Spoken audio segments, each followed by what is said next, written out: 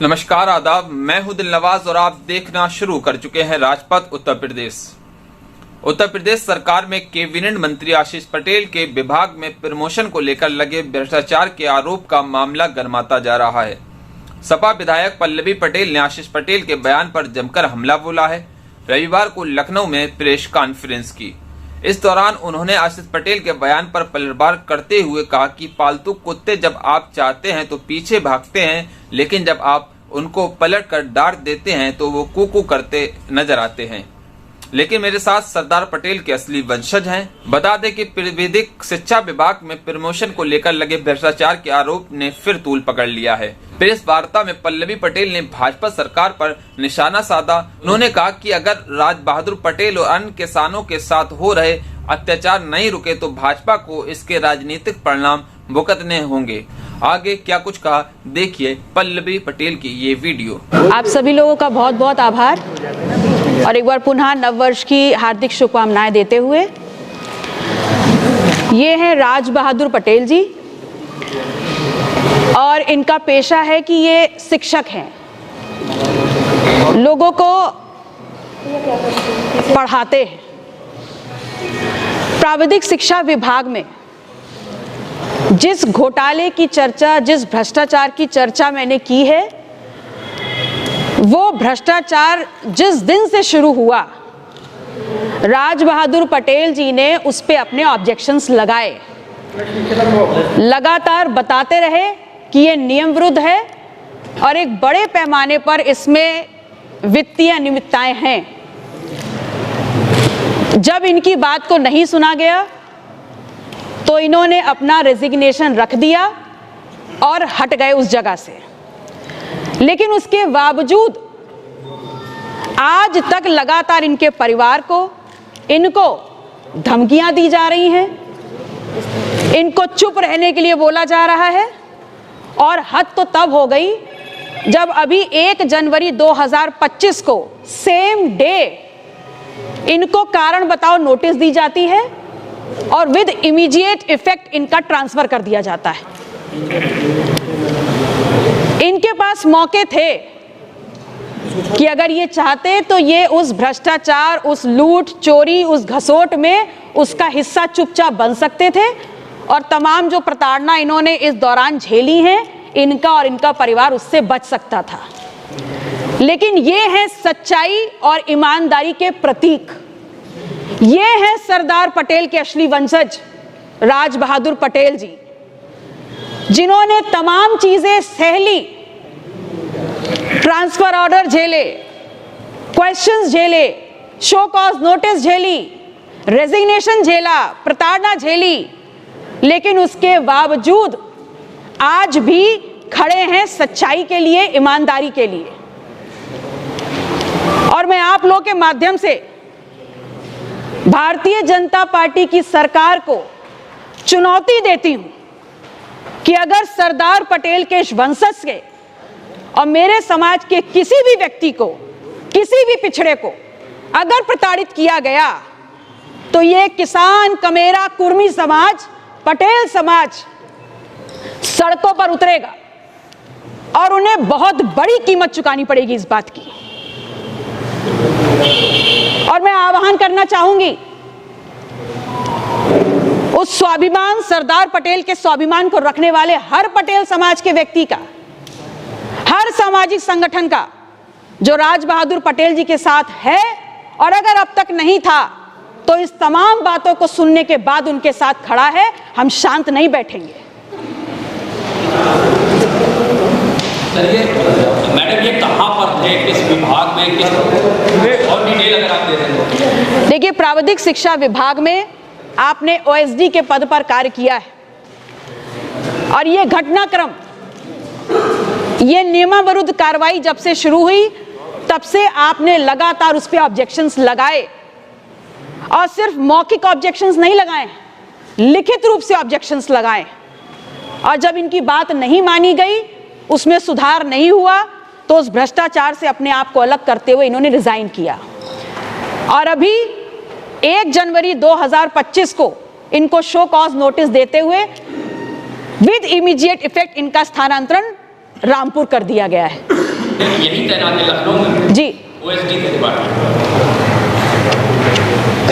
इन्होंने क्या मंत्री जी को कभी कोई चिट्ठी लिखी या अभी बताएंगे अगर आप, मतलब क्या वहाँ पे भ्रष्टाचार हो रहा था और आपने कहाँ कैसे सवाल उठाए? आपने कैसे सवाल उठाए और किस तरीके से नियमों की अनदेखी की गई मंत्री के द्वारा?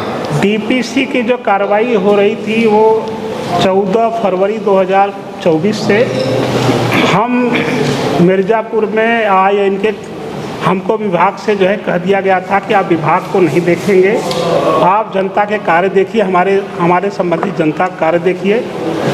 जब 14 मई को हमें पता चला कि ये नियम विरुद्ध डीपीसी हो रही है, तो माननीय मंत्री जी को मैंने एक पत्र लिखा कि चुनाव चल रहे हैं और आचार संहिता लागू हुई है, तो यह नियम विरुद्ध डीपीसी नहीं होनी चाहिए, आप इसको कम से कम चुनाव तक रोकिए। मंत्री जी ने कहा कि मैं चुनाव में व्यस्त हूँ और ये डीपीसी मैं नहीं कर रहा हूँ, प्रमुख सचिव आदरणीय श्री एम देवराज जी कर रहे हैं और उनको न मैं डीपीसी करने के लिए कहूँगा, न ही उनको ये नियम विरुद्ध हो रही है कि डीपीसी को रोकूँगा। तो 22 मई 2024 को एक पत्र मैंने माननीय मंत्री जी को लिखा, उसकी कॉपी AICT अध्यक्ष नई दिल्ली को, प्रमुख सचिव माननीय राज्यपाल को, प्रमुख सचिव माननीय मुख्यमंत्री को, प्रमुख सचिव कार्मिक, प्रमुख सचिव वित्त, प्रमुख सचिव न्याय, प्रमुख सचिव प्रावधानिक शिक्षा को लिखा कि ये डीपीसी नियम विरुद्ध है, AICT एक्ट के विरुद्ध है, इसको रोका जाए। लेकिन हमारी बात नहीं मानी गई, तो मैंने मंत्री जी से कहा कि अब मैं आपके यहाँ कार्य नहीं कर सकता। 30 मई को मैं उनके साथ हटकर लखनऊ चला आया और 30 मई को ये डीपीसी हो गई। इसके बाद भी मैंने लगातार भारत सरकार को 5 चिट्ठियाँ लिखी, उत्तर प्रदेश सरकार को 5 चिट्ठियाँ लिखी, 2 बार माननीय मुख्यमंत्री जी के जनता दरबार में गए और हमने 5 लोगों को नोटिस दिया कि ये AICT एक्ट है, डबल बेंच का स्टे है और जो डीपीसी हो रही लोक सेवा आयोग से 100% सीधी भर्ती के माध्यम से होनी चाहिए। ये नियम विरुद्ध डीपीसी हो रही, जिसके कारण पूरे प्रदेश में जो पढ़े लिखे लोग हैं, MTech हैं, PhD होल्डर हैं, ये परेशान होंगे। उत्तर प्रदेश के जो प्रावधानिक शिक्षा में जितने भी संगठन थे उनका विरोध कर रहे थे। तो ये डीपीसी 30 मई को तो हो गई, लेकिन इसके रिजल्ट घोषित नहीं हुए, लेकिन फिर प्रक्रिया चलती रही। हमें लग रहा था कि ये डीपीसी नियम विरुद्ध है, नहीं होगी, लेकिन 9 दिसंबर 2024 को इसका रिजल्ट आता है। डीपीसी 6600 ग्रेड पे में हुई थी और जब 9 दिसंबर 2024 को रिजल्ट आता है तो डीपीसी का हुई 6600 ग्रेड पे में और रिजल्ट आता है 9000 पे बैंड में। इसका मतलब जो आदमी 1 लाख रुपया पाता था वो सीधा 2.25 लाख रुपया पाने लगेगा। और जो AICT का नॉर्म है MTech प्लस 15 साल या PhD प्लस 12 साल, वो नॉर्म लोग पूरे नहीं कर रहे थे।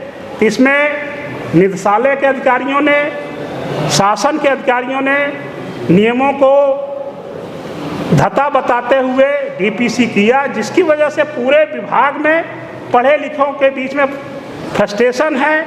2000 करीब MTech होल्डर और 1000 PhD होल्डर सब परेशान हैं। सबका कहना है कि इस विभाग में कोई नियम कानून नहीं है। आप ये जान लीजिए कि AICT एक्ट जो 1987 में पार्लियामेंट से पास हुआ था, उसका उद्देश्य था कि गरीब किसान मजदूर को अच्छी तकनीकी शिक्षा देने के लिए विभाग में हाईली क्वालिफाइड टीचर रुके, इसलिए उनके स्केल को, उनके क्वालिफिकेशन को बढ़ाया गया था। लेकिन तब आप ये भी जान लीजिए कि सुप्रीम कोर्ट के 3 जजों का फैसला है 24 मई 2022 का कि रूल चाहे पुराने हो, पद चाहे पुराने हो चाहे नए हों, अगर रूल में अमेंडमेंट हुआ है तो जो भी नियुक्तियां होंगी या जो भी डीपीसी होगी वो नए रूल से होगी। नए रूल में HOD का पद 100% लोक सेवा आयोग से सीधी भर्ती का है। इसी आधार पर हमारे संगठन के कुछ लोग गए थे हाई कोर्ट में, जिससे उनको जो है पुरानी सेवानिवृत्ति डीपी से करने का कोर्ट ने आदेश दिया था। कुछ तथ्य को बिना जाने हुए यही सरकार जनवरी 2023 में हाई कोर्ट के डबल बेंच से स्टे लेकर आती है सुप्रीम कोर्ट के 3 जजों के फैसले के आधार पर। एम देवराज साहब से पहले प्रमुख सचिव डबल बेंच का स्टे लेकर आते हैं, लेकिन पता नहीं क्यों किन परिस्थितियों में पुराने सेवानिवृत्त जिससे डीपीसी कर नहीं सकते थे, उन्होंने डीपीसी किया।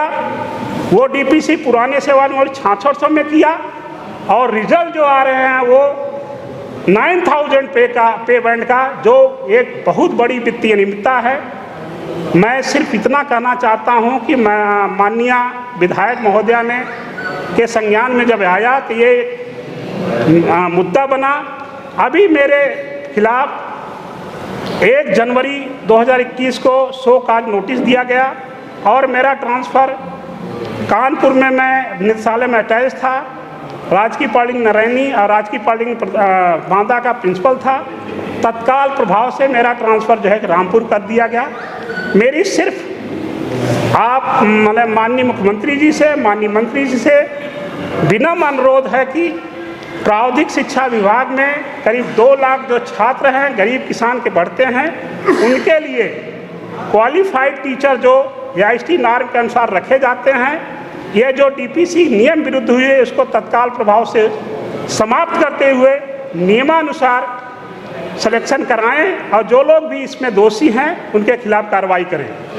राज बहादुर जी, जैसे आप ये कह रहे हैं कि मैंने माननीय मंत्री जी को बताया तो उन्होंने कहा मैं नहीं कर रहा हूँ, प्रमुख सचिव कर रहे हैं जी, तो आप इस चीज़ से संतुष्ट हैं, सहमत हैं? नहीं, प्रमुख सचिव साहब को डीपीसी करनी ही नहीं चाहिए थी, लेकिन मंत्री जी को जो अगर गलत डीपीसी है तो उसको जो है कि उसका अनुमोदन नहीं करना चाहिए था। नहीं, लेकिन तो गलती किसकी है, मंत्री जी की? 6300 में डीपीसी के लिए अनुमोदन उन्होंने देखिए, सच तो यह है कि अगर डीपीसी के लिए अनुमोदन जो दिया तो 6300 में ही दिया था। 6600 में डीपीसी हुई थी, 6600 में डीपीसी का अनुमोदन दिया था। नहीं, तो इसीलिए मैं देखिए गलती किसकी है। मैं जैसे आपकी बात से थोड़ा कंफ्यूजन क्रिएट हो रहा है कि मंत्री जी की मंशा गलत थी या प्रमुख सचिव? नहीं, देखिए, अगर अधिकारी लोग नियमानुसार डीपीसी करते थे, डीपीसी नहीं होती। तो सबसे पहला दोष तो अधिकारियों का है। जब डबल बेंच से स्टे लेकर आए हैं आप, डीपीसी पर स्टे है, आप कर नहीं सकते तो आपने क्यों किया? अगर आपने कर दिया तो विभागीय मंत्री जी को इसका अनुमोदन नहीं करना चाहिए था।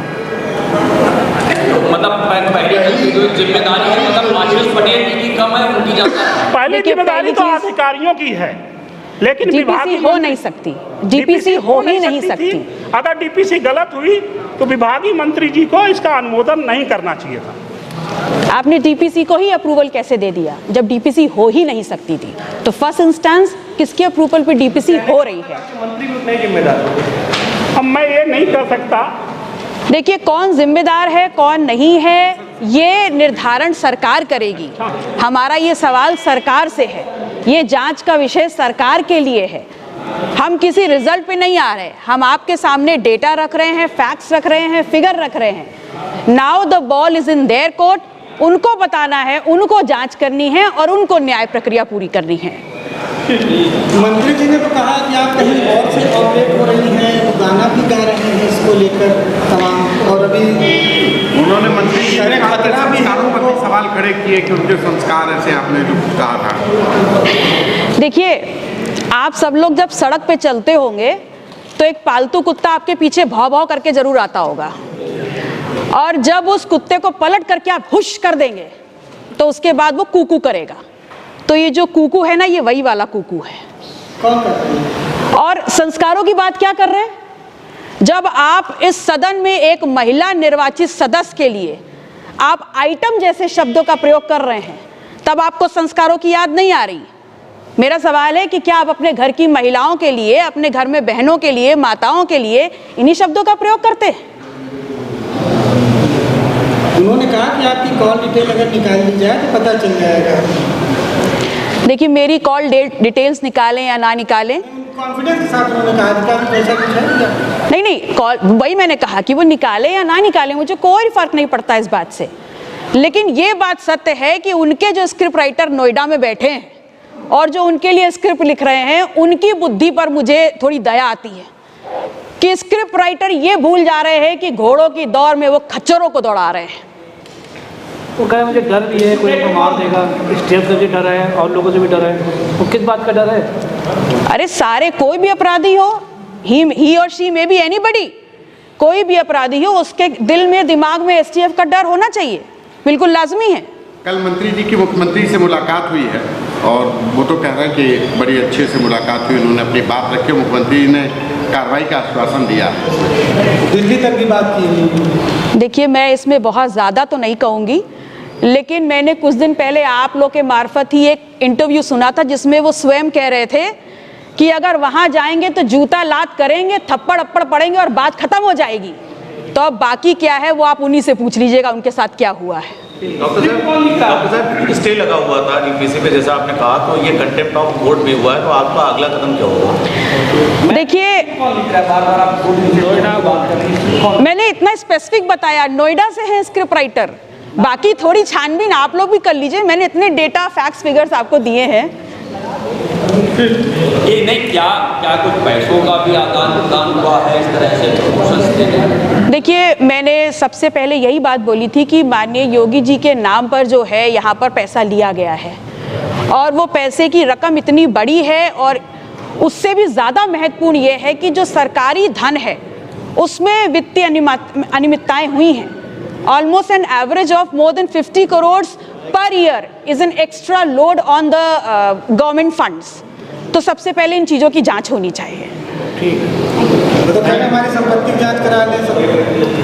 नहीं, संपत्ति की नहीं, गवर्नमेंट फंड से जो पैसा निकल रहा है इस फ्रॉडियल नियमाविरुद्ध प्रमोशन से, उसकी जांच करा लीजिए। आशीष पटेल जी इसमें इस सरकार के अधिकारी का, एसटीएफ का तमाम नाम ले रहे हैं, तो वो लोग भी लगे हैं आपके साथ। देखिए, कौन लगा है कौन नहीं लगा, अभी तो फिलहाल मेरे साथ राज बहादुर पटेल जी बैठे हुए हैं और मैं तो ये मानती हूँ साक्षात सरदार पटेल और उनके वंशज मेरे बगल में बैठे हैं, जो अपने आप में सच्चाई और ईमानदारी का आकाश के एक धूमकेतु हैं।